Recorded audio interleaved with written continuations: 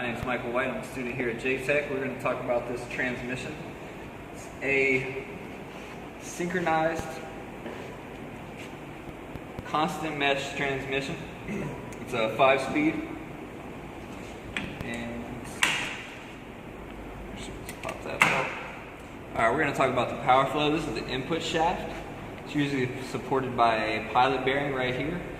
The engine splines up to this. You got a clutch and the clutch pack in between the pressure plate. That's how it engages and disengages from the engine, so you can shift gears. And when you do, this is first gear.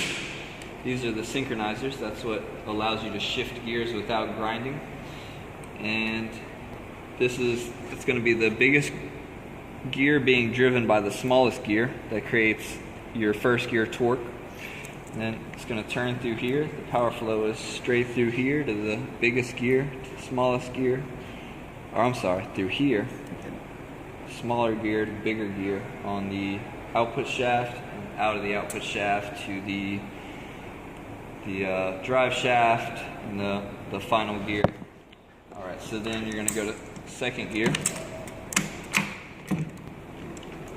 And it's going to go in, hit the first reduction on the counter shaft. It's going to go through that second gear, which is a underdrive gear. It's going to go through there, back up to the output shaft, once again to the final drive. And you're going to get hit third gear. You're going to go down, first reduction, this one right here, back out through there. Fourth gear is just a direct drive. It's a 1-to-1 ratio most of the times, and it's just going to go straight through out of to the final drive. Then, by the way, this is neutral. No gears are engaged. It's free spinning. These are all free spinning on bearings. Nothing is engaged. The synchronizer is actually what engages it to the main shaft. There's a solid hub inside that, and that's welded to the shaft. That's the only thing that's attached to the shaft. Everything else is riding on the shaft with roller or needle bearings. Alright, so then we're going to go to fifth gear, which is on its own synchro over here.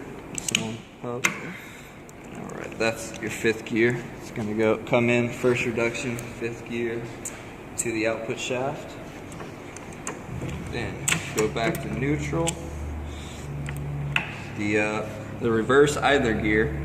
Reverse on this is the only thing that's not synchronized. You'll notice in a lot of manuals when you're in reverse, it's a rougher shift and it's a lot noisier. That's because it's not synchronized. Some are, but for the most part they're not. And that's where you get your reverse. It uses the idler uses 3 gears instead of 2 to reverse the rotation of the shafts. And that's reverse. And that's your transmission.